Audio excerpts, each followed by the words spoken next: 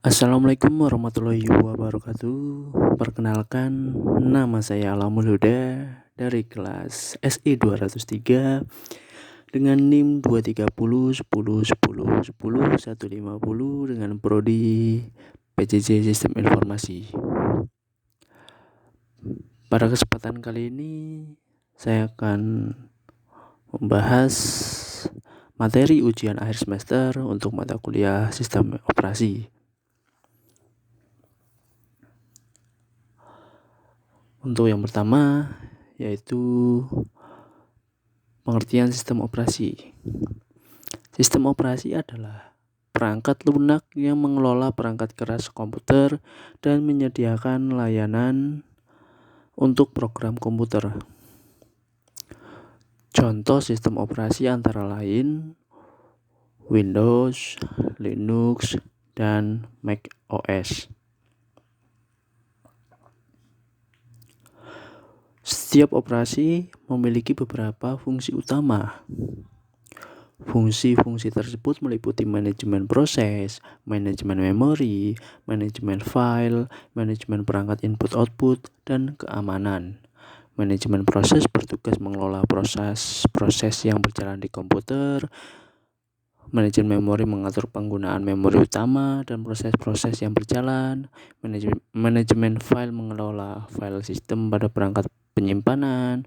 Manajemen perangkat input-output mengatur komunikasi antara perangkat keras dan perangkat lunak. Dan terakhir, keamanan melindungi data dan sumber daya komputer dari akses yang tidak sah.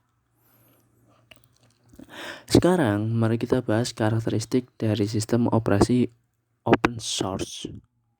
Sistem operasi open source memiliki kode sumber yang terbuka. Artinya, kode sumber tersedia untuk umum dan bisa dimodifikasi.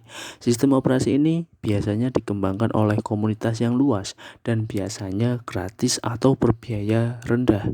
Contoh dari sistem operasi open source adalah Linux dan FreeBSD. Berbeda dengan sistem operasi open source, sistem operasi closed source memiliki kode sumber yang tertutup. Artinya kode sumber tidak tersedia untuk umum. Pengembangnya terbatas pada perusahaan tertentu dan biasanya memerlukan biaya lisensi. Contoh dari sistem operasi closed source adalah Windows dan Mac OS. Selanjutnya mari kita lihat skema dasar sistem komputer. Sistem komputer terdiri dari komponen utama seperti CPU, memori utama, perangkat input-output, dan penyimpanan sekunder. CPU bertugas sebagai pusat pemrosesan data, memori utama digunakan untuk menyimpan data sementara, perangkat input-output digunakan untuk memasukkan dan menampilkan data, dan penyimpanan sekunder digunakan untuk menyimpan data dalam jangka panjang. Mari kita bahas perangkat-perangkat komputer.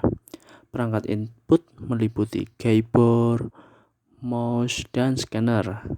Perangkat proses adalah CPU. Perangkat output meliputi monitor, printer, dan speaker. Dan memori meliputi RAM dan hard disk. Sekarang mari kita bahas langkah-langkah untuk menginstal Windows 10. Pertama, persiapkan media instalasi dengan membuat portable, USB atau DVD. Kemudian atur BIOS agar boot dari USB atau DVD.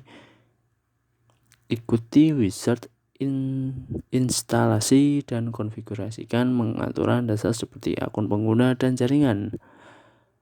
Selanjutnya, mari kita bahas langkah-langkah untuk menginstal Ubuntu 22. Sama seperti Windows 10, pertama-tama persiapkan media instalasi dengan membuat bootable USB atau DVD. Atur BIOS atau UEFI agar boot dari USB atau DVD. Ikuti wizard instalasi dan konfigurasikan pengaturan dasar seperti akun pengguna dan jaringan.